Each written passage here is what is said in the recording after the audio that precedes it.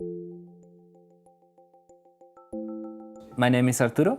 We've been in Tauranga for the last 4 days working on a project to teach astronomy to blind students called Tactile Astronomy. In this project, we're using 3D printing as a technique to make objects from the sky. It makes things a lot easier, doesn't it? I'm getting a lot more information now than if you were looking at it in 2D.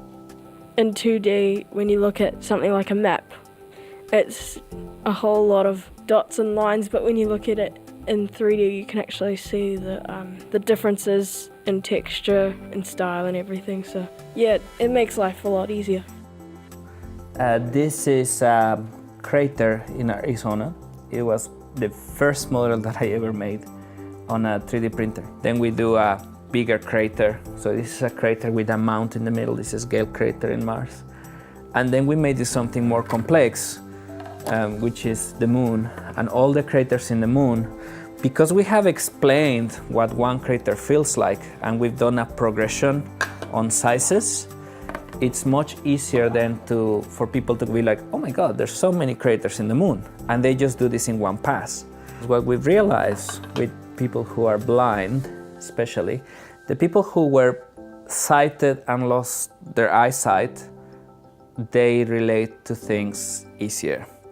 But when you need to create a spatial relationship for a blind person, what we realize is you need a lot of detail on every little nook and cranny on the surface. We're also working with different types of shapes. So this is Hurricane Katrina. And what we have here is, of course, you can 3D print the clouds. But in this case, these are not the clouds, these are the wind forces. What this has enabled us is to talk about things that are very abstract, like wind. How can you 3D print wind? We've also taken some data from New Zealand satellites. So this is Tongariro National Park. And this has helped us relate more to not only astronomy, but geography. We're starting, of course, with astronomy, but we want to look at chemistry, geography, anthropology, different scientific fields. Part of this process is either looking at something like Bluetooth beacons that can generate audio that we can listen to, or other actions. And we're also exploring something like NFC, so that on contact, when we contact the objects, we can create actions into a smartphone.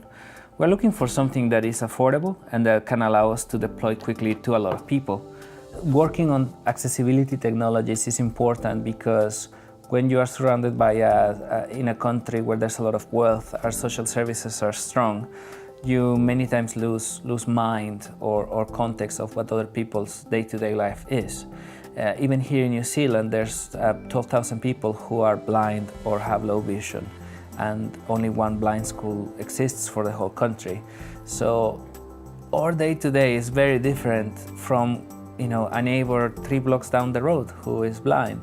So how do we connect those hearts and minds together and make sure that we build empathy and we build better neighborhoods for each other? The common denominator between all of those is communication, right? Being able to access information online. I think that's really important.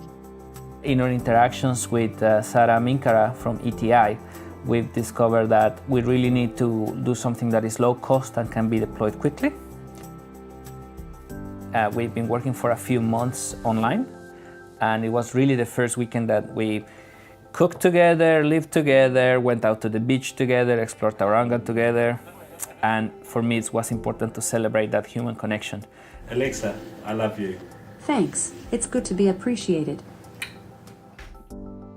We have electrical engineers, mechanical designers, people who work in DevOps, people who work in IT, hardware, and every person brings a different skill.